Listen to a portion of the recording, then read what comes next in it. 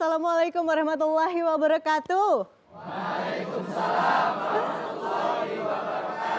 Masya Allah, suaranya menggema satu suara semuanya. Sepertinya ada yang berbeda hari ini ya. Semangatnya luar biasa karena sudah hadir nih ada teman-teman dari dua majelis taklim yang semangatnya luar biasa sekali. Tapi saya mau menyapa dulu yang pertama ya. Untuk pemirsa setia TVRI Jogja, tentunya senang sekali kali ini saya Latifah Nur Muslimah bisa kembali menyapa Anda di program kebanggaan dan kesayangan kita. Di mana lagi kalau bukan di Tablik Islami, membumikan Al-Quran. Masya Allah. Nah ini saya merasa ada suntikan semangat nih. Karena yang hadir di sini majelis taklimnya berbeda dari yang pernah ada. Nah saya mau kenalan dulu dong. Dari yang sebelah kanan dulu deh. Dari majelis taklim mana nih teman-teman? Kami dari YMMFAI UMY, anggun dalam moral, unggul dalam intelektual. Tablik Islami Luar biasa, Allahu Akbar. YMMFAI UMY. Jaya, jaya, jaya. Wow, Masya Allah. Ini calon-calon pemimpin masa depan ya. Amin. Dan selanjutnya ini harusnya nggak mau kalah juga nih suaranya. Kita cek dulu deh yel-yel semangatnya ya. Dari majelis taklim mana nih teman-teman? Majelis Taklim Al-Masyhuriyah. Berpikir ilmiah, beramal karimah, alhamdulillah. Alhamdulillah, ini juga nih calon imam masa depan. Waduh, amin. Karena kan cowok semua ya. Keren semuanya. Yang namanya generasi milenial ataupun juga Gen Z gitu ya. Karena tema kita adalah mengenai pemuda, harapan agama dan bangsa. Sudah bersama dengan kita. Ini beliau adalah Ustadz Kiai Haji Solahuddin Mansyur SAG. Beliau adalah Rois Syuriah PCNU Kota Yogyakarta. Kita juga harus sapa. Assalamualaikum. Apa kabarnya nih hari ini Ustadz? Waalaikumsalam warahmatullahi wabarakatuh. Kabar baik. Kabar baik ya. Sehat lahir dan batin. Sehat lahir dan batin. Makin semangat dan ini karena kita dikelilingi oleh pemuda berjiwa muda. Oh jadi iya, ikuti Ustadznya kita ya. Ini harapan kita semua ada di pundak mereka. Betul sekali. Nah ini kalau kita berbicara mengenai kondisi bangsa ya. Suatu bangsa ini pasti akan maju dan memiliki peradaban yang jauh lebih baik lagi. Ini tergantung dari pemuda-pemudinya. Kalau Betul. pemudanya malas bekerja, malas belajar dan hanya berkutat di situ-situ aja tidak mau mengembangkan dirinya, ini akan dibawa kemana gitu ya nasib bangsanya. Apalagi di zaman sekarang yang banyak sekali ancaman, tantangan, hambatan bahkan gangguan nih menyergap negara kita. Harus dikuatin nih dari pemudanya. Nah ini sebenarnya seperti apa sih ya kalau kita melihat Ustadz pergerakan dari pemuda-pemudi Indonesia yang harapannya bisa membangkitkan nih semangat Indonesia lebih maju, lebih baik lagi. Yang nantinya semoga tidak hanya cinta dunia, tidak hanya melihat segala sesuatunya secara materi, tidak berkubang dalam kemaksiatan, tapi juga mengenal dan paham terhadap agama dan bangsanya. Sebenarnya seharusnya seperti apa nih pergerakan dan perannya terutama para pemuda kita? Monggo Ustadz silahkan. Ya. Bismillah, walhamdulillah, salatu wassalamu ala rasulillah wa ala alihi ashabihi wa mawalah amma ba'du. Seluruh perjalanan peradaban itu adalah penentunya adalah pemuda. Betul. Sejak peradaban sebelum Masehi sampai kepada peradaban modern, semua adalah pergerakan itu diwarnai oleh para pemuda. Para pemuda. Oleh karenanya termasuk hari ini ke depan, Ya. pemuda ini yang akan kemudian membawa nasib bangsa ini mau dikemanakan. Oleh karenanya penting hari ini untuk pemuda itu mempersiapkan diri. Karena masa muda itu ada waktunya. Ada waktunya, terbatas ya. Terbatas. Ada masa anak-anak, ada masa muda, ada masa menjadi tua mereka. Iya.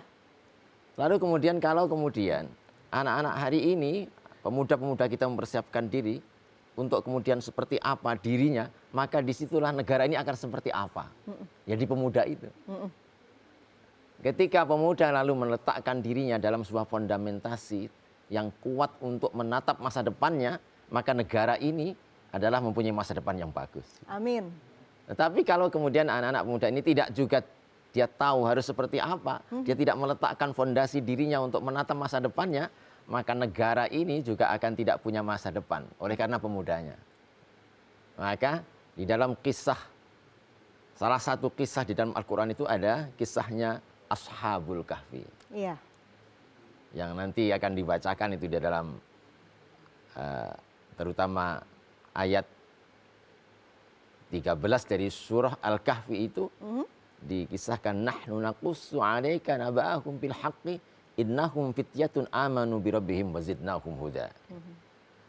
Bahwa kisah ini diberikan kepada Rasulullah Muhammad SAW untuk menjelaskan tentang bagaimana sejarah kepemudaan mewarnai peradaban sebelum Rasulullah Muhammad SAW. Ada yang mengisahkan Ashabul Kahfi itu ada di era tahun 250 sebelum Masehi. Ya. Maka ini jauh sebelum Rasulullah Muhammad SAW. Mereka adalah pemuda-pemuda yang menegakkan kebenaran di tengah-tengah masyarakat yang keimanannya tidak jelas, yang kemudian mereka dalam kebermasyarakatan juga tidak teratur dengan baik. Tapi ini ada pemuda yang mempertahankan itu, keimanannya bagus, menata diri dengan kemudian walaupun di tengah tempaan dan di tengah tekanan yang sebegitu beratnya. Dan itu ada satu sejarah yang mengatakan itu di era Kaisar Nero. Tapi ada lagi kemudian yang mengisahkan ini jauh sebelum itu Ashabul Kahfi itu. Tetapi intinya adalah pemuda-pemuda ini dengan keimanan yang kuat, mereka ditempa di tengah-tengah sebuah kemaksiatan yang besar, sebuah ketertataan peradaban dengan penuh kemaksiatan, mereka mampu untuk mempertahankan diri menjadi orang yang baik. Saya kira hari ini adalah semua zaman itu sama, ada tantangannya juga. Betul.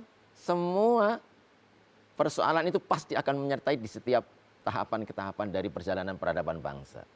Oleh karenanya adalah begitu pentingnya anak-anak muda, pemuda kita yang punya waktu, yang punya kesempatan untuk mempersiapkan diri dengan baik.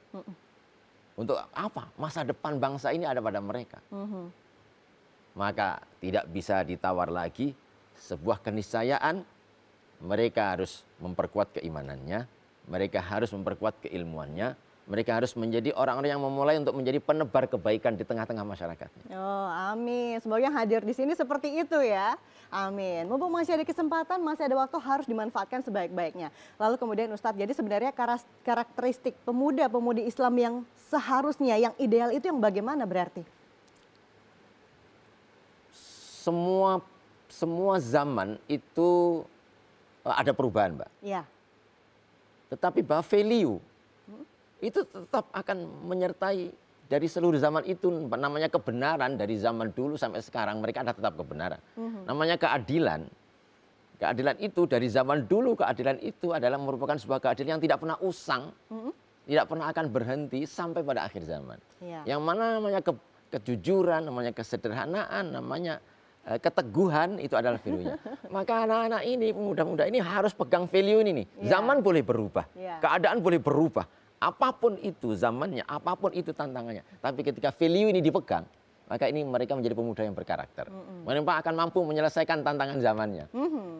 Nah, kalau melihat yang di zaman saat ini kan Ustadz, ini apalagi tantangan tuh banyak sekali ya, yang kita sadari maupun tidak kita sadari. Kemudian apakah memang sepenting itu untuk bisa menggembleng mental anak muda sekarang? Karena kan jangan sampai jadi mental seperti kerupuk gitu ya, kena air dikit ciut gitu kan.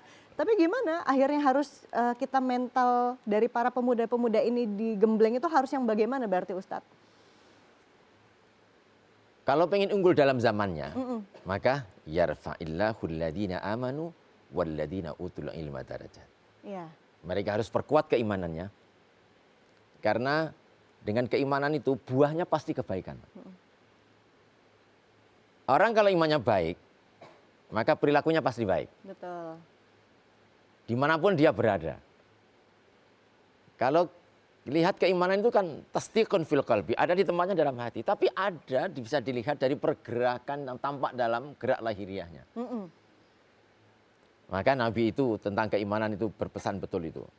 Untuk kemudian wala tamutunna illa wa antum muslimun. Al-Quran berpesan betul tentang itu. Nabi menjelaskannya tentang keimanan itu. Man kana yu'minu billahi wal yaumil akhir falyaqul khairan aw liyasmut. Kalau kamu ingin melihat keimananmu, maka lihatlah bagaimana kamu berbicara. Jujur apa tidak? Menyakiti orang lain apa tidak? Kasar apa lembut? Buah dari keimanan adalah amal saleh. Surah Al-Asr itu Ada kalimat yang dijajarkan dengan keimanan itu amal soleh. Wal asri innal insana lafi husrin illal ladzina amanu wa amilus salihat. Oke, nanti kita lanjutkan lagi ya Tats ya. Iya, Masih iya. sama, ini pembahasan kita makin menarik mengenai pemuda, harapan agama dan juga bangsa. Seperti apa kelanjutannya? Jangan kemana-mana, tetaplah di Tablik Islami, membumikan Al-Quran, mempersatukan umat.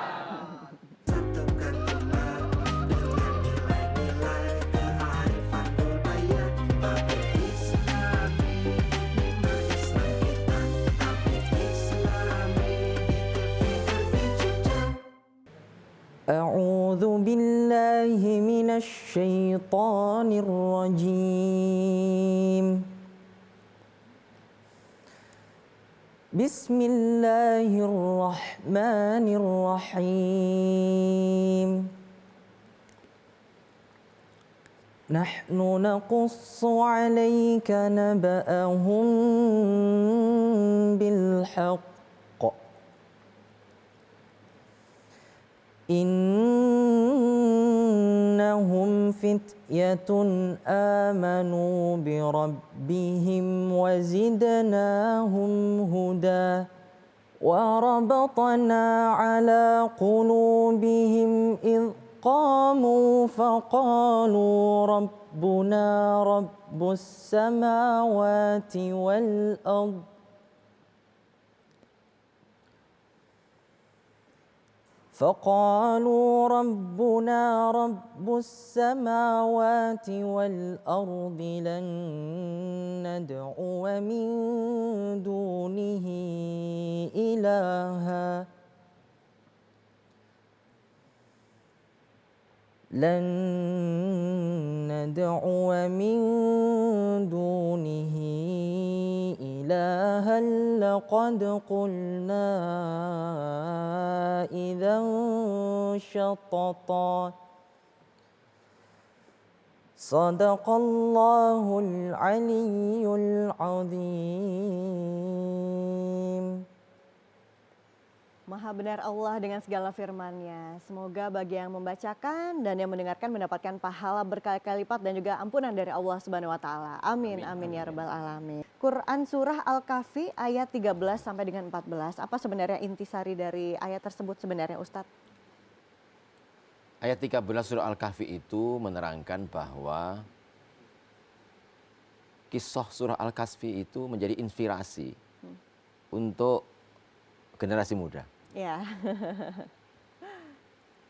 Pertama adalah perjalanan mereka di tengah-tengah tempaan dan terpaan tekanan sebegitu beratnya di masyarakat itu, sehingga moralnya jadi berantakan, keimanannya jadi berantakan, kebertuhanannya jadi berantakan, tata sosial kemasyarakatnya jadi berantakan. Yang mampu bertahan adalah pemuda. Sampai kemudian mereka harus mengorbankan dirinya untuk mempertahankan itu. Dia hidup di dalam gua. Dan Allah menuntun itu. Allah memberikan petunjuk tentang itu. Lalu kenapa harus pemuda ini? Karena pemuda itu di dalam tafsir surah Al-Kahfi itu disebutkan, salah satu mufassir menyebutkan adalah bahwa pemuda itu adalah satu era manusia yang mereka itu sebegitu mudahnya untuk bisa menerima sebuah kebenaran. Andaikan ini buku nih ya, andaikan ini buku, maka pemuda itu adalah buku yang masih bersih, Polos, kosong gitu ya Ustadz kosong, kan ditulisi apa saja lalu dia tampak warnanya. ya. Maka tampak kemudian perjalanan para nabi untuk berdakwah, maka mereka itu menyertakan bagian diri pemuda untuk mendampinginya. Dan kemudian tampak juga sebegitu sulitnya dari dakwah Nabi itu ketika diberikan kepada generasi tua. Oke. Mereka menyatu dengan yang sudah menempel kuat Ya. di dalam pikirannya, dalam perjalanannya, dalam kehidupan yang sudah lama. Andaikan besi itu sudah berkarat gitu ya. Sudah nempel banget kira-kira. Nah itu lalu kemudian harapannya kemana nih kalau orang tua ini tidak bisa? Pemuda. Oh baiklah. Ini Ashabul Kahfi. Ya, nah ini saya rasa majelis taklim ya memang saat ini dari kalangan pemuda ini juga sangat kritis dan sepertinya ingin bertanya, menyampaikan unek-uneknya ataupun mungkin pertanyaannya secara khusus. Monggo. Nama saya Iza Muhammad Abdillah. Saya hendak bertanya tentang pemuda. Jadi bagaimana sih pemuda itu dapat mempertahankan keimanannya di era konvergensi media seperti ini? Dan kemudian bagaimana supaya bisa terhindar dari hiperrealitas, yaitu bagaimana kita bisa membedakan yang semu dan yang nyata. Seperti itu, Ustaz. Terima kasih. Terima kasih. Pertanyaannya terasa berbobot sekali ya. Beda kalau yang mahasiswa yang bertanya ya. Ya, Monggo, berbobot Ustaz. kayak orangnya gitu. Dan semoga nanti masa depannya berbobot juga. Amin, amin, amin, Amin, yang baik-baik. Monggo Ustadz boleh langsung dijawab. Para tokoh-tokoh besar, bahwa bahkan tokoh besar dari manusia adalah para nabi. Maka mereka-mereka, nabi itu diangkatnya oleh Allah adalah banyak yang kemudian mereka diangkat daripada usia muda. Nabi Ibrahim, usia muda. Ismail, usia muda. Nabi Isa, usia muda. Nabi Musa, usia muda. Mereka semua adalah pendobrak benteng tebal kemaksiatan. Hari ini sama. Pemuda mereka adalah tantangannya dengan era globalisasi ini. Mereka tanpa batas, tanpa sekat. Mereka dengan perkembangan teknologi. Semuanya tentu dengan plus minusnya. Maka apa lalu yang harus dilakukan? Satu, perkuat keimanan. Yang kedua adalah jangan pernah berhenti untuk mempersiapkan diri dengan menuntut ilmu sebanyak-banyaknya. Bekali diri dengan ilmu. Yang ketiga adalah tidak boleh berdiam diri. Harus ikut menjadi warna dan mewarnai tentang dunia IT hari ini yang orang di bawahnya dalam dunia maya, yang kemudian orang itu kadang tidak bisa lagi membedakan mana nyata, mana yang maya. Ya. Mana yang ini bayangan saja, mana nih yang kemudian realita gitu.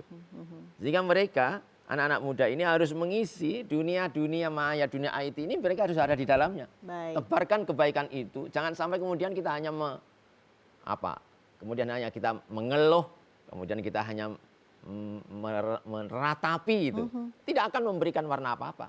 Maka masuk IT, isi IT konten-konten itu dengan konten-konten kebaikan. Oke Ustadz, ini selanjutnya masih ada satu pertanyaan lagi sepertinya yang belum kita berikan kesempatan. Monggo. Perkenalkan, saya Muhammad Nazif dari Majelis Taklim Al-Masyhuriyah.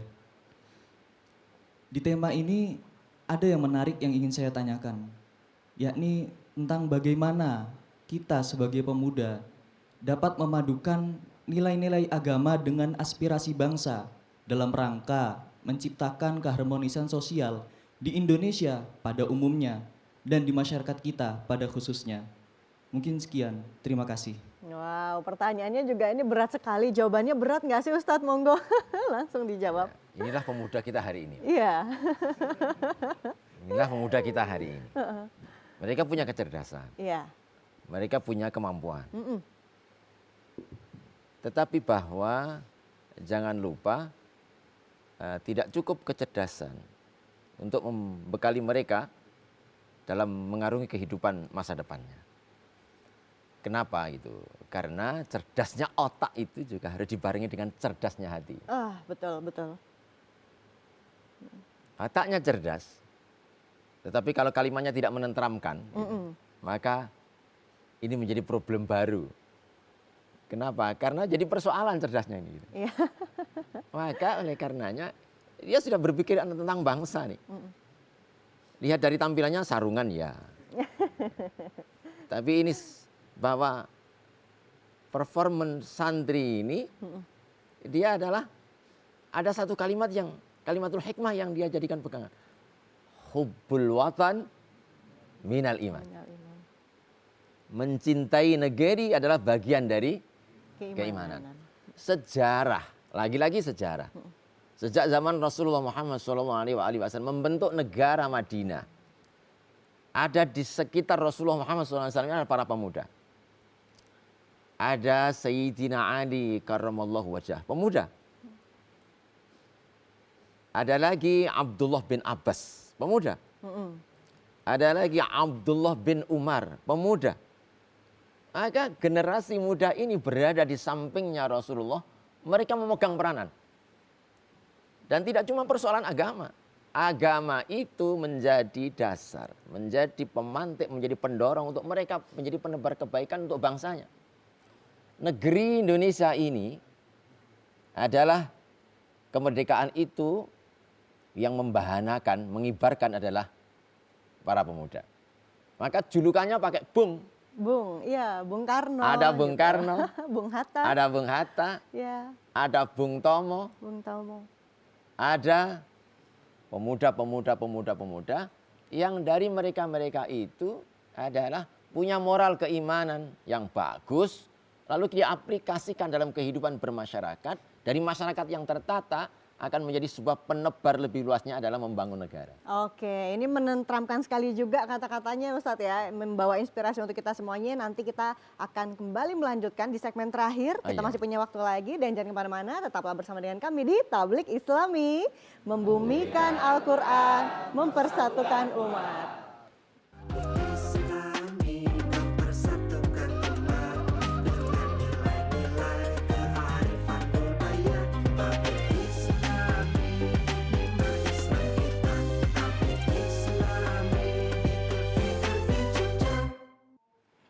Ya, pemuda, harapan agama dan juga bangsa. Itulah tema yang saat ini sedang kita obrolkan bersama. Semoga juga bisa menjadi inspirasi untuk kita semuanya. Dan ini tidak terasa ya Ustadz ya, karena waktu yang sudah semakin mengejar kita. Mungkin bisa diberikan closing statement atau mungkin apa lagi nih yang perlu kita highlight tentang tema kita pada hari ini Ustadz, monggo. Karena yang di majelis tabligh ini asik kan ya.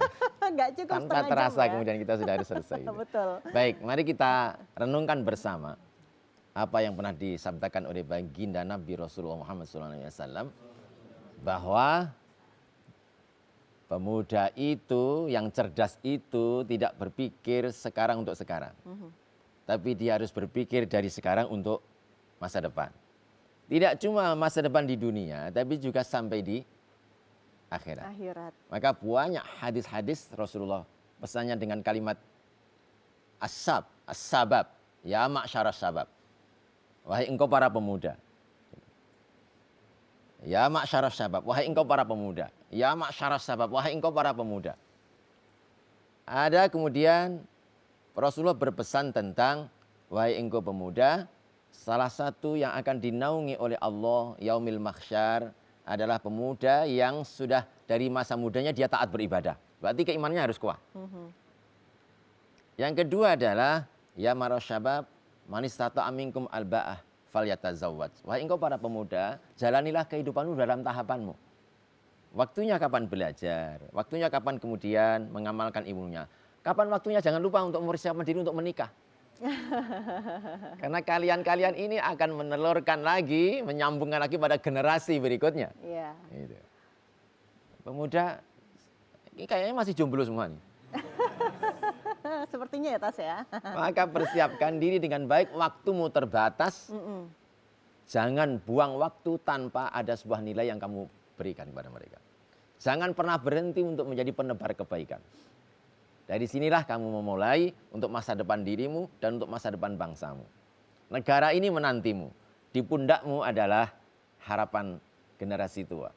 Pelanjut negeri ini adalah generasi muda. Wah, Masya Allah. Ini ilmunya sudah dibagikan, sudah kita ketahui bersama. Tinggal nanti prakteknya, aplikasinya yang penting ya teman-teman ya. Amin. Oke, nah ini semoga bermanfaat dan pastinya kita sebagai pemuda-pemudi Indonesia, harapan bangsa dan bahkan yang diunggulkan untuk bisa membangun Indonesia lebih baik lagi.